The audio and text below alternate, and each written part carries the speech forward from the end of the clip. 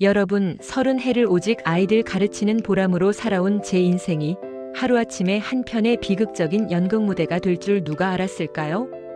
교단에 서서 정직과 성실을 가르치던 저의 목소리가 정작 가장 믿었던 가족의 거짓말 앞에서는 한마디 항변도 못하고 파르르 떨리기만 하더군요.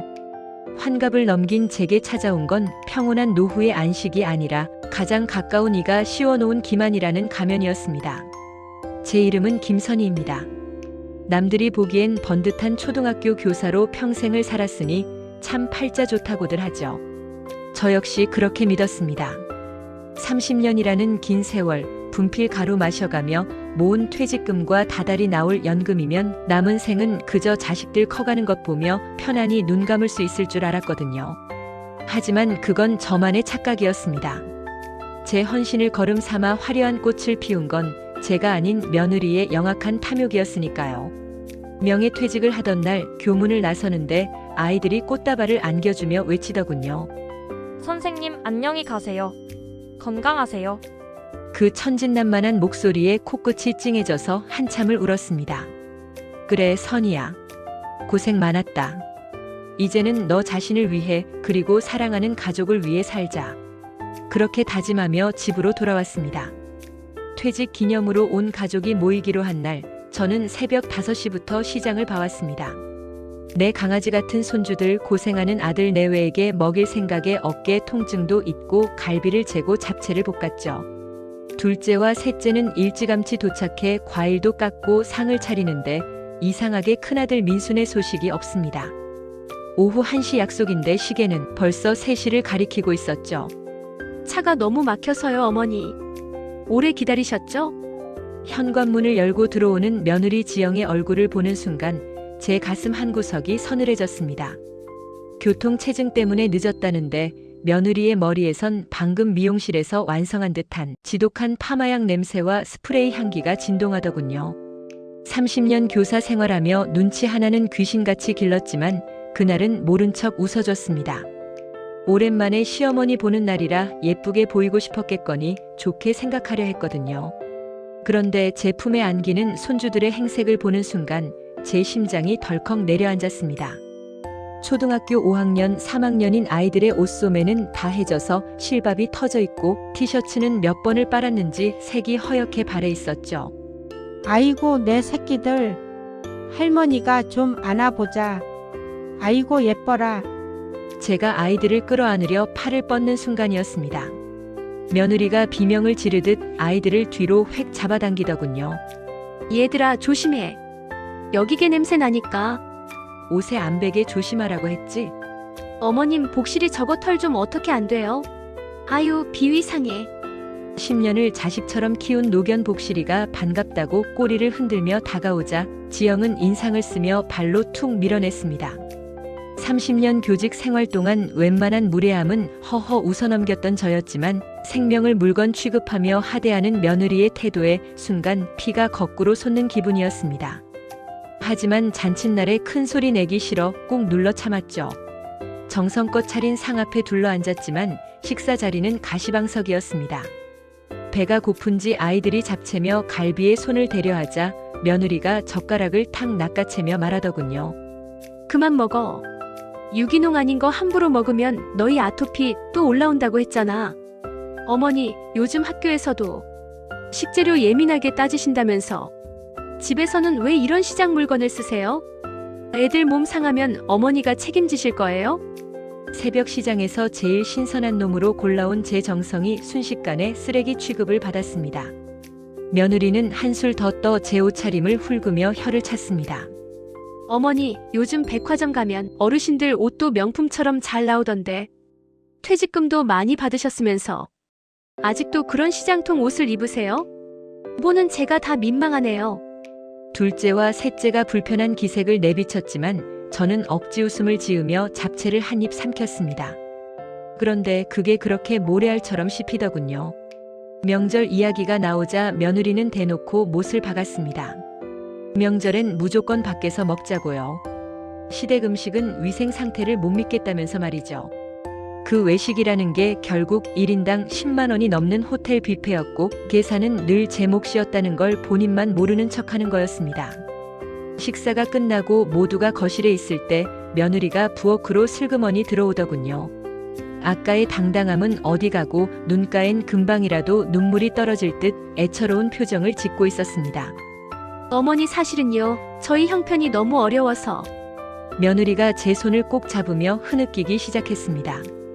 남편 월급은 쥐꼬리만 한데 애들 학원비는 끝도 없이 올라가고 월급도 맨날 다 안 가져와요. 저요 사실은 부끄럽지만 제 팬티도 다 구멍난 거 바느질해서 입고 다녀요. 애들 옷 한 벌 제대로 못 사주는 엄마 마음이 오죽하겠어요? 어머니 정말 죽고 싶어요. 그 말을 듣는데 제 가슴이 찢어지는 것 같았습니다. 아까의 무례함이 형편이 어려워 생긴 자격지심이었나 싶어 오히려 미안해지더군요. 큰아들 민수는 구석에서 고개를 푹 숙인 채 아무 말이 없었습니다. 저는 서둘러 안방으로 들어가 비상금으로 모아둔 현금 50만 원을 꺼냈습니다. 그리고 며느리 손에 꼭 쥐어주었죠.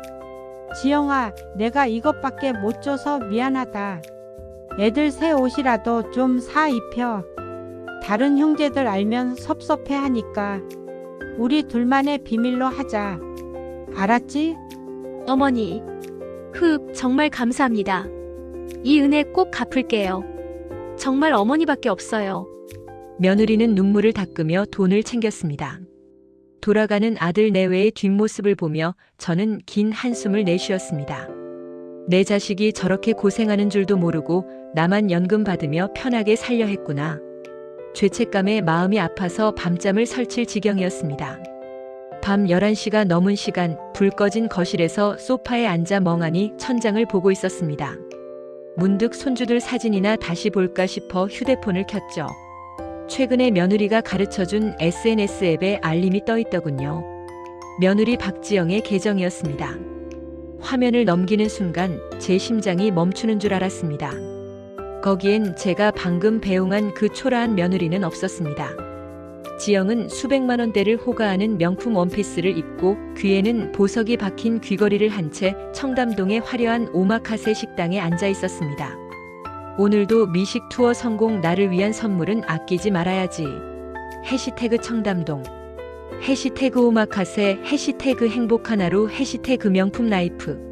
사진 속 손주들은 아까 그 해진 옷 대신 브랜드 로고가 선명한 수십만 원짜리 점퍼와 새 운동화를 신고 최고급 초밥을 입에 넣으며 웃고 있었습니다. 한 접시에 15만 원이 넘는다는 그 식당에서 며느리는 와인 잔을 들고 우아하게 포즈를 취하고 있더군요. 댓글창엔 부럽다, 역시 인생은 지영이처럼 살아야지 하는 찬사들이 가득했습니다. 손이 덜덜 떨려서 휴대폰을 떨어뜨릴 뻔했습니다. 방금 제 앞에서 눈물을 흘리며 속옷을 꿰매 입는다던 그 여자는 도대체 어디로 간 걸까요? 시어머니의 30년 교직 인생이 녹아있는 그 돈 50만 원이 아마도 저 화려한 식탁 위에서 초밥 몇 조각으로 비웃음과 함께 사라졌겠죠. 세상에, 어떻게 이럴 수가 있니? 어떻게 나를 이렇게까지. 배신감이 파도처럼 밀려와 숨을 쉴 수가 없었습니다.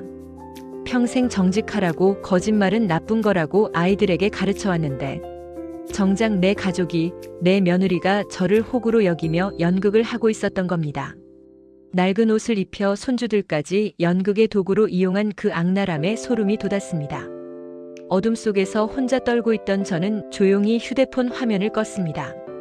그리고 거울 속의 제 모습을 보았습니다. 착하기만 했던 시어머니, 며느리의 거짓말에 속아 눈물 훔치던 바보 같은 선의는 이제 죽었습니다. 여러분, 가장 믿었던 사람의 가면이 벗겨지는 순간 사람은 두 가지 길을 선택하게 됩니다. 주저앉아 울거나 아니면 그 가면을 처참하게 찢어버리거나. 저는 후자를 택하기로 했습니다. 이제 막 시작된 제 은퇴 생활이 이렇게나 흥미진진해질 줄은 몰랐네요. 새벽 5시 선희 씨의 집 화장실에서 비명소리가 들렸습니다. 남편 김태수가 바닥에 쓰러져 있었죠. 뇌경색이었습니다. 119를 부르는 선희 씨의 손은 떨렸습니다. 여보, 정신 차려요. 응급실에서 의사는 차갑게 말했습니다. 대뇌혈관이 막혔습니다. 지금 당장 수술이 필요합니다. 선희 씨는 급히 아들에게 전화를 걸었죠. 하지만 전화를 받은 건 며느리 박지영 씨였습니다. 어머니, 오늘 애들 영어 캠프 등록하는 날이에요. 은행 가야 해서요. 아버지가 위독하시단 말이야. 하지만 며느리는 이미 전화를 끊은 뒤였습니다. 선희 씨는 3일 밤낮을 병원 의자에서 쪽잠을 자며 남편을 간호했습니다. 손주들 목소리라도 들으면 남편이 힘을 낼까 싶어 며느리에게 다시 전화했죠. 애들 목소리라도 좀 들려줄 수 없을까? 며느리의 대답은 차갑기만 했습니다. 애들 학원 가야 해서 바빠요. 나중에요. 그 시각 며느리는 강남의 고급 스파에 있었습니다. 친구와 함께 아로마 마사지를 받으며 와인을 홀짝이고 있었죠. 시아버지 위독하시다며? 며느리는 손을 흔들었습니다. 에이, 나이 드신 분들 그럴 수도 있지. 내가 가봤자 할 수 있는 것도 없고. 4일째 되는 날 며느리가 병원에 나타났습니다. 낡은 점퍼에 색바랜 청바지. 화장기 없는 얼굴이었죠. 어머니, 정말 죄송해요. 애들이 갑자기 아파서 간호하느라 오는 것도 힘들었어요. 눈물까지 보였습니다. 하지만 병실에 머문 시간은 고작 5분. 애들 학원 끝나는 시간이에요. 먼저 갈게요. 복도로 나가며 며느리가 확인한 건 휴대폰 문자였습니다. 백화점 VIP 세일 안내. 오늘까지 30% 할인. 며느리의 얼굴에 미소가 번졌습니다. 1시간 후 며느리는 백화점 명품관에 있었습니다. 300만 원짜리 에르메스 가방을 집어들었죠. 이번 시즌 신상이에요. 점원의 말에 며느리는 망설임 없이 카드를 건넸습니다. 옆 매장에서는 아이들에게 각각 50만 원짜리 명품 운동화를 사줬습니다. 엄마 최고. 좋아하는 아이들의 모습을 보며 며느리는 만족스러워했죠. 그때였습니다. 엘리베이터 앞에서 시어머니의 지인과 마주쳤죠. 아니, 김 선생님 댁 큰 며느리 아니세요? 시아버지 편찮으시다면서요? 며느리의 얼굴이 굳었습니다. 명품 신발이네요. 형편이 어렵다고 하셨다면서? 이건 할인해서. 며느리는 황급히 자리를 떴습니다. 그날 저녁 선희 씨에게 지인의 전화가 왔습니다. 김 선생, 오늘 백화점에서 김 선생 큰 며느리 봤어. 명품 가방이랑 애들 신발 사던데. 선희 씨는 잠시 멈칫했습니다. 하지만 며느리를 변호했죠. 아마 할부로 샀나 보지. 체면 때문에 그런가 봐. 마음 한구석이 불편했지만 선희 씨는 며느리를 믿고 싶었습니다. 일주일 후 시아버지가 중환자실에서 일반 병실로 옮겨졌습니다. 의사가 말했습니다. 재활 치료가 필요합니다. 병원비는 약 800만 원 정도 나올 겁니다. 며느리는 즉시 남편에게 전화했죠. 병원비 얼마래? 800만 원. 어머니한테 돈 있으시잖아. 어머니가 내셔야지. 어차피 당신이 장남이니. 어머니 재산 나중에 다 당신 거잖아. 다음 날 며느리가 선희 씨를 찾아왔습니다. 또다시 낡은 옷차림이었죠. 눈물을 흘리며 말했습니다. 어머니, 요즘 저희 집 형편이 너무 어려워서 애들 급식비도 밀렸어요. 전기요금도 못 냈어요. 차 할부금도 3개월 밀렸고요. 애들이 짜장면 먹고 싶다는데 못 사줬어요. 선희 씨의 가슴이 무너졌습니다. 통장에서 100만 원을 인출해 며느리에게 건넸죠. 이것도 다른 애들한테는 비밀이야. 너무 힘들면 언제든 말해. 며느리는 감격한 표정으로 절을 했습니다. 어머니, 이 은혜 평생 잊지 않을게요. 그날 밤 며느리는 청담동 고급 이탈리안 레스토랑에 있었습니다. 1인당 15만 원짜리 코스 요리를 먹으며 와인을 홀짝였죠. 친구들과 함께 웃었습니다. 오늘도 시어머니한테 100만 원 뜯어냈어. 완전 호구야. 애들 짜장면 못 사준다고 했더니 바로 넘어가더라고. 친구들이 박장대소했습니다. 너 진짜 연기 잘한다. 연기 대상감이야. 며느리는 만족스러운 표정으로 와인잔을 들었습니다. 한편 집에서 민수 씨는 술을 마시고 있었습니다. 양심의 가책에 괴로워하며 아내에게 말했죠. 여보, 우리 이러면 안 되는 거 아니야? 엄마가 얼마나 힘드실까? 며느리는 냉정하게 대답했습니다. 당신이 돈을 못 벌어오니까 내가 이러는 거잖아. 다른 집 남편들은 다 사업해서 떼돈 버는데 당신은 별 볼 일 없는 회사 월급쟁이나 하고 있고 며느리는 계속 압박했습니다. 사업 한번 해봐. 어머니한테 돈 빌려서. 어차피 나중에 다 당신 돈이야. 민수 씨는 술잔을 비웠습니다. 답답했습니다. 다음 날 민수 씨는 어머니를 찾아갔습니다. 엄마, 내가 사업을 좀 해볼까 해. 내 친구 있잖아, 종환이. 걔가 좋은 거 소개해줬어. 선희 씨는 불안했습니다. 민수야, 사업은 위험해. 회사 다니는 게 안정적이잖아. 하지만 민수 씨는 간절했습니다. 엄마, 나도 가족 먹여 살려야지. 지금 월급으로는 힘들어. 2천만 원만 빌려줘. 꼭 갚을게. 선희 씨는 아들의 눈을 봤습니다. 간절함이 보였죠. 며느리 가족이 얼마나 힘든지도 알고 있었습니다. 알았어. 근데 꼭 신중하게 해야 해. 선희 씨는 2천만 원을 아들에게 건넸습니다. 다른 자식들에게는 비밀이었죠. 집으로 돌아온 민수 씨를 본 며느리가 환호했습니다. 받아왔어? 겨우 2천. 뭐 어때? 일단 시작이야. 나중에 더 받으면 되지. 며느리는 친구에게 문자를 보냈습니다. 시어머니한테 2천만 원 받아냈어. 이제 시작이야. 민수 씨는 아무 말도 못했습니다. 양심이 괴로웠지만 이미 돌이킬 수 없었죠. 하지만 3개월 후 사업은 완전히 망했습니다. 2천만 원은 물론 추가로 투자한 돈까지 모두 날아갔죠. 민수 씨는 매일 술로 하루를 보냈습니다. 그리고 며느리는 더 큰 계획을 세우고 있었습니다. 시어머니의 집, 그 집까지 손에 넣을 계획이었죠. 과연 선희 씨는 며느리의 진짜 얼굴을 알아차릴 수 있을까요? 30년 교직 생활로 모은 재산, 그리고 평생 함께한 집 한 채. 선희 씨는 이 모든 것을 지키고 싶었습니다. 하지만 며느리는 달랐죠. 그녀에게 시어머니의 집은 이미 자기 것이었습니다. 아들 민수의 유통사업이 거래처 사기로 완전히 무너졌습니다. 선희 씨가 빌려준 2천만 원은 물론이고 추가로 투자한 돈까지 모두 증발했죠. 민수는 빈손으로 집에 돌아왔습니다. 뭐? 다 날렸다고? 2천만 원을 어떻게 다 날려? 며느리 지영의 목소리가 집안을 울립니다. 접시가 바닥에 내동댕이 쳐지는 소리, 와장창. 민수는 고개만 숙인 채 아무 말도 하지 못했습니다. 그날 이후 민수는 술로 하루를 시작하고 술로 하루를 끝냈습니다. 소주 2병, 3병. 며느리의 냉소 섞인 한마디가 매일 밤 반복됐죠. 술이나 처먹는 한심한 인간. 3개월이 지났습니다. 민수는 이미 알코올 중독 상태였습니다. 손이 떨리고 술 없이는 하루도 버틸 수 없는 지경이었죠. 그런데 어느 날 며느리가 남편의 도장을 몰래 챙겨 나갔습니다. 그녀가 찾아간 곳은 사채업자였습니다.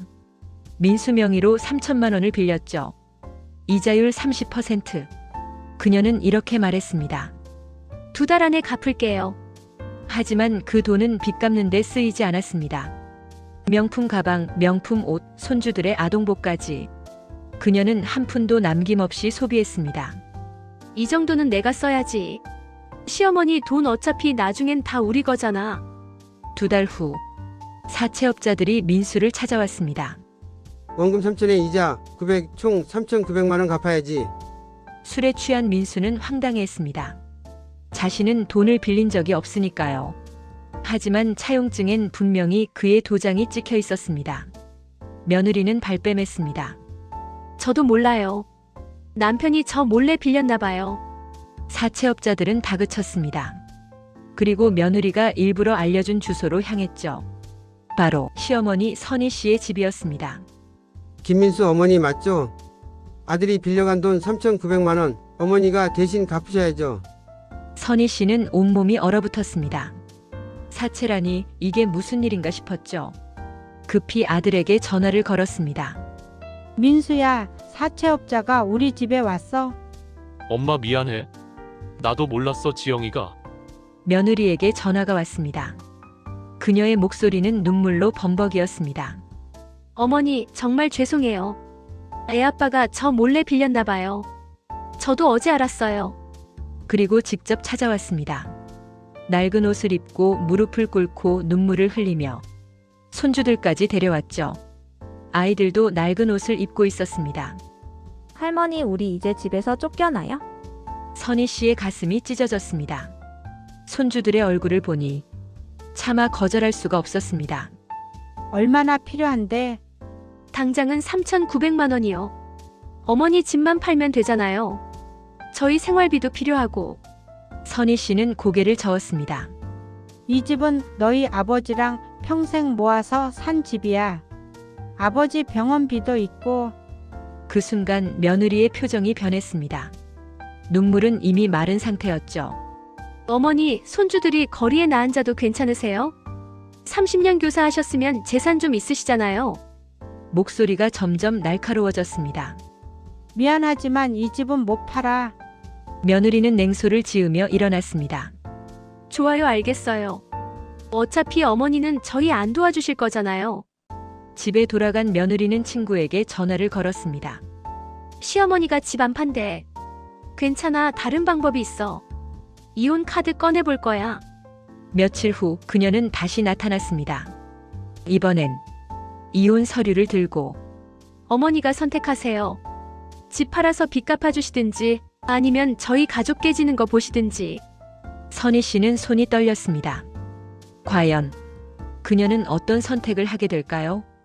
새벽 4시 선희 씨는 잠을 이루지 못하고 있었습니다.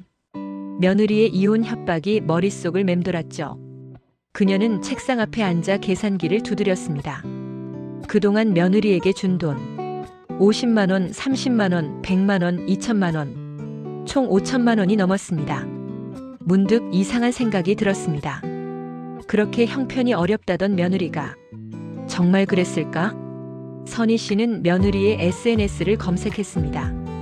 비공개 계정이었지만 며느리 친구의 계정에 태그된 사진들이 보였죠. 고급 레스토랑, 명품 가방, 백화점 VIP 라운지. 모든 사진의 날짜가 선희 씨에게 돈을 받은 직후였습니다. 손이 떨렸습니다. 분노와 배신감이 밀려왔죠. 하지만 확실한 증거가 필요했습니다. 선희 씨는 옛 제자인 변호사 이준혁에게 전화를 걸었습니다. 45세가 된 제자는 지금은 법률사무소를 운영하고 있었죠. 그는 즉시 선생님을 사무실로 초대했습니다. 선희 씨는 지난 이야기를 모두 털어놓았습니다. 며느리의 거짓말, 돈을 받아간 내역, 사채 사건, 이혼 협박까지. 이준혁 변호사는 심각한 표정으로 말했습니다. 이건 명백한 사기라고, 허위 사실로 금전을 편취한 거라고요. 도장 위조로 사채를 쓴 것도 문서 위조죄에 해당한다고 했습니다. 선희 씨는 은행으로 향했습니다. 며느리에게 준 돈의 송금 내역을 모두 출력했죠. 창구 직원이 놀라며 말했습니다. 그동안 5천만 원을 보냈다고. 그 숫자에 선희 씨는 다시 한번 충격을 받았습니다. 지인들에게도 연락했습니다. 혹시 며느리를 본 적 있냐고 물었죠. 한 지인이 사진을 보내왔습니다. 백화점에서 명품 가방을 사는 며느리. 날짜는 선희 씨에게 전기세를 못 낸다며 100만 원을 받은 바로 그날이었습니다. 또 다른 지인의 증언은 더 충격적이었습니다. 청담동 레스토랑에서 며느리가 친구들과 와인을 마시며 시어머니를 호구라고 불렀다는 것이었죠. 선희 씨는 눈물이 났습니다. 분노의 눈물이었습니다. 이준혁 변호사가 조언했습니다. 며느리와 통화할 때 꼭 녹음하라고. 중요한 증거가 된다고요. 선희 씨는 녹음 앱을 설치했습니다. 며느리에게 전화를 걸었습니다. 생각을 좀 해봤다고 말했죠. 며느리는 기대에 찬 목소리로 물었습니다. 집을 파시기로 했냐고. 선희 씨는 차분하게 물었습니다. 정말 집 형편이 그렇게 힘들었냐고. 며느리는 또 연기를 시작했습니다. 팬티도 바느질해서 입고 아이들 옷도 다 물려 입힌다고 말했죠. 그때 선희 씨가 물었습니다. 그런데 백화점에서 명품 가방 사는 걸 누가 봤다던데? 며느리는 당황했습니다. 할인해서 샀다고, 친구가 직원이라 할인을 많이 받았다고 변명했죠. 선희 씨는 계속 물었습니다. 친구가 직원이면 명품을 반값에 사냐고, 청담동 레스토랑에서 와인 마시면서 시어머니를 호구라고 했다던데? 며느리 목소리가 변했습니다. 차갑게 식었죠. 누가 그런 헛소리를 했냐고, 그걸 믿냐고 따졌습니다. 선희 씨는 단호하게 말했습니다. 사진도 있다고, 명품 가방 들고 있는 사진이 있다고. 선희 씨가 돈 준 바로 그날 찍힌 거라고요. 며느리는 발뺌했습니다. 예전에 산 거라고요. 하지만 선희 씨는 이미 다 알고 있었습니다. 사진에 날짜가 찍혀 있다고 SNS도 다 봤다고 말했죠. 잠시 침묵이 흘렀습니다. 그리고 며느리가 본색을 드러냈습니다. 그래서요? 어차피 장남이 물려받을 돈이잖아요. 미리 좀 쓰면 어때서요? 저도 어머니처럼 구질구질하게 살아야 돼요. 선희 씨는 녹음이 되고 있다는 것을 확인했습니다. 5천만 원이 그깟 돈이냐고 말했죠. 며느리는 비웃었습니다. 증거가 있냐고 자발적으로 준 거 아니냐고요. 선희 씨는 차분하게 말했습니다. 증거가 있다고, 거짓말로 돈을 받아낸 증거가 있다고. 목격자들도 있고 사진도 있고 지금 이 통화도 녹음되고 있다고요. 며느리는 당황했습니다. 선희 씨는 이준혁 변호사와 함께 재산 보호 조치를 취했습니다. 집을 신탁 처리하고 통장을 정리했죠. 며느리가 접근할 수 없도록 법적 보호막을 쳤습니다. 며느리가 이를 알고 시댁으로 찾아왔습니다. 이번에는 명품 옷을 입고 왔죠. 더 이상 연기할 필요가 없다고 판단한 것입니다. 선희 씨는 응접실에 며느리를 앉혔습니다. 탁자 위에 증거 서류들을 쏟아냈죠. 송금 내역서, 사진들, 목격자 진술서, 녹음 파일, USB. 팬티 바느질해서 입는다며? 아이들 급식비 못 낸다며? 전기세 끊긴다며? 그런데 이 명품 가방은 뭐냐고, 이 레스토랑 영수증은 뭐냐고 물었습니다. 며느리 얼굴이 창백해졌습니다. 선희 씨는 계속 말했습니다. 30년 교단에서 수많은 학생들을 가르쳤지만 이렇게 파렴치하고 이중적인 인간은 처음이라고요. 명절에도 안 오고 시아버지 쓰러져도 안 오고 깨 냄새 난다며 무시하던 사람이 무슨 자격으로 재산을 요구하냐고 물었습니다. 며느리는 소리 질렀습니다. 법적으로 며느리니까 권리가 있다고요. 선희 씨는 녹음 파일을 재생했습니다. 시어머니 완전 호구라는 며느리 자신의 목소리가 흘러나왔습니다. 이준혁 변호사가 등장했습니다. 그는 차갑게 말했습니다. 며느리가 한 행동은 형법상 사기죄에 해당한다고 허위 사실로 3년간 4천만 원을 편취했고 남편 도장을 위조해 사채를 썼다고요. 지금 당장 고소할 수 있다고 했습니다. 며느리는 이혼하고 위자료를 받겠다며 악을 썼습니다. 하지만 변호사는 단호했습니다. 혼인 파탄의 책임이 며느리에게 있다고, 남편을 지속적으로 학대하고 모욕해서 알코올 중독으로 만들었다고요. 오히려 며느리가 배상해야 한다고 말했습니다. 며느리는 완전히 무너졌습니다. 집을 나가며 마지막으로 독서를 퍼부었지만 더 이상 힘이 없었습니다. 민수는 어머니 앞에 무릎을 꿇었습니다. 3개월간의 알코올 중독 치료를 받고 많이 회복된 상태였죠. 정말 죄송하다고, 자신이 눈이 멀었다고 말했습니다. 선희 씨는 아들을 일으켜 세웠습니다. 눈물을 흘리며 말했죠. 넘어진 것이 부끄러운 게 아니라고, 다시 일어서지 못하는 게 부끄러운 거라고. 이제 다시 시작하자고요. 3개월 후 법정. 이혼 소송과 재산분할 소송이 진행됐습니다. 며느리 박지영은 화려한 옷을 입고 법정에 섰습니다. 표정은 자신만만했죠. 재판장이 물었습니다. 원고 측에서 피고에게 위자료 5천만 원과 재산분할을 청구한다는데 근거가 무엇이냐고요. 며느리 측 변호사는 남편이 사업 실패와 알코올 중독으로 가정을 파탄냈다고 주장했습니다. 이준혁 변호사가 일어섰습니다. 피고 측 증거를 제출하겠다고 말했죠. 탁자 위에 서류 뭉치가 쌓였습니다. 송금 내역서, 사진 자료, 목격자 진술서, SNS 캡처, 녹음 파일. 첫 번째 증거가 제출됐습니다. 선희 씨가 며느리에게 보낸 송금 내역. 2022년부터 2025년까지 3년간 총 5천만 원이 송금됐다는 내용이었죠. 며느리는 생활이 어렵다며, 팬티를 바느질해서 입는다며, 전기세를 못 낸다며 거짓말로 이 돈을 받아낸 것입니다. 두 번째 증거. 며느리의 명품 쇼핑 사진들이 제출됐습니다. 시어머니에게 돈을 받은 바로 그날 백화점에서 명품을 구매하는 모습이었죠. 300만 원짜리 가방, 150만 원짜리 옷, 영수증도 함께 제출됐습니다. 세 번째 증거. 고급 레스토랑 신용카드 내역입니다. 생활이 어렵다고 하면서도 1인당 15만 원짜리 레스토랑을 매주 방문했습니다. 총 소비액은 2천만 원이었죠. 네 번째 증거. 녹음 파일이 재생됐습니다. 법정에 며느리의 목소리가 울려 퍼졌죠. 시어머니가 완전 호구라는 말, 계속 뜯어낼 거라는 말, 팬티 꼬매 입는다고 하니까 바로 넘어가더라는 말. 방청객들이 웅성거렸습니다. 며느리 얼굴이 새하얗게 질렸습니다. 재판장이 물었습니다. 이게 사실이냐고. 며느리는 더듬거리며 농담이었다고 변명했습니다. 다섯 번째 증거. 사채 도장 위조 건입니다. 며느리가 남편 도장을 위조해 사채 3천만 원을 빌렸다는 내용이었죠. 감정 결과서가 제출됐습니다. 도장의 필압과 형태가 진품과 다르다는 결과였습니다. 재판장이 판결을 내렸습니다. 원고 박지영은 피고 시어머니를 기망하여 3년간 5천만 원을 편취한 사실이 인정된다고요. 이는 형법상 사기죄에 해당하며 형사처벌 대상이라고 했습니다. 혼인 파탄의 책임은 원고에게 있다고 판결했습니다. 며느리가 남편을 지속적으로 모욕하고 학대하여 알코올 중독으로 만들었으며 이는 가정폭력에 해당한다고요. 따라서 위자료 청구는 기각됐고 오히려 며느리가 민수에게 위자료 3천만 원을 지급하라는 명령이 내려졌습니다. 또한 며느리는 사기 편취금 5천만 원을 시어머니에게 즉시 반환해야 했습니다. 반환하지 못할 경우 재산을 압류한다는 판결이었죠. 며느리는 망연자실했습니다. 2주 후 며느리의 명품 가방, 옷, 귀금속이 경매로 넘어갔습니다. 압류 딱지가 붙은 명품들. 며느리는 경매장 앞에서 울부짖었지만 아무도 동정하지 않았습니다.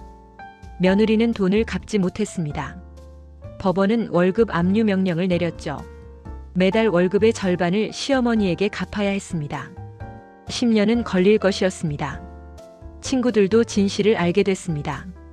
SNS에는 비난 댓글이 달렸죠. 시어머니한테 사기쳤다며 충격이라는 댓글, 사기꾼과는 친구 못하겠다는 댓글. 하나둘 친구들이 떠났습니다.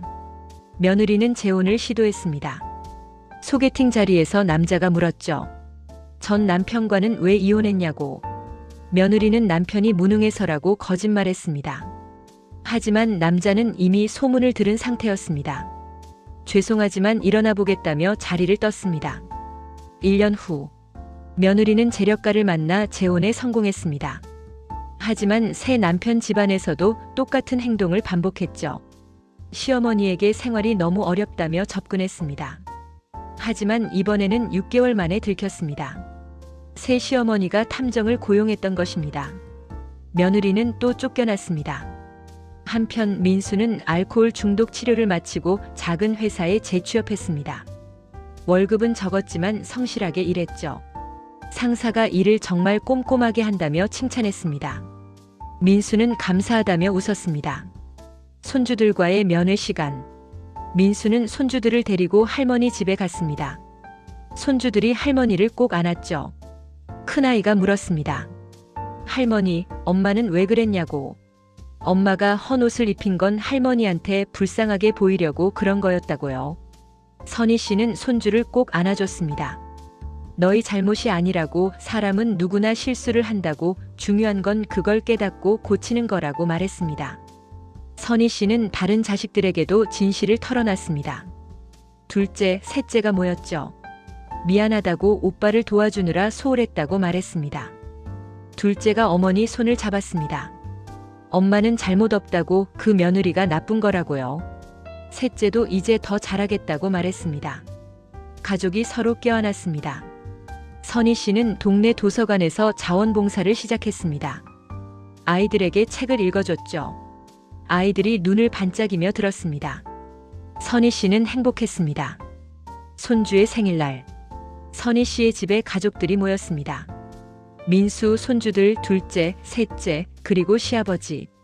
소박한 미역국과 잡채, 갈비찜이 상에 차려졌습니다. 손주들이 할머니 음식이 제일 맛있다고 말했습니다.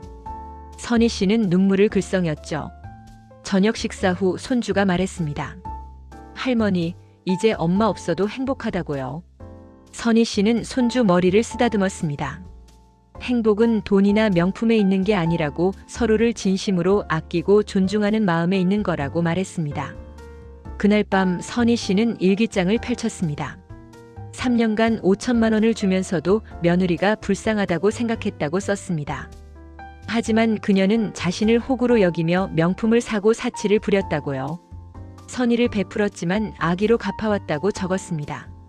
하지만 진실은 결국 드러난다는 것도 깨달았습니다. 악한 사람은 자신의 악함으로 무너진다는 것을요. 재산보다 소중한 것은 사람이고 명품보다 소중한 것은 진심이며 가족이란 피가 아니라 진심으로 이어지는 것이라고 적었습니다. 이제는 자신을 진심으로 아끼는 사람들과 함께 남은 인생을 행복하게 살겠다고 다짐했습니다.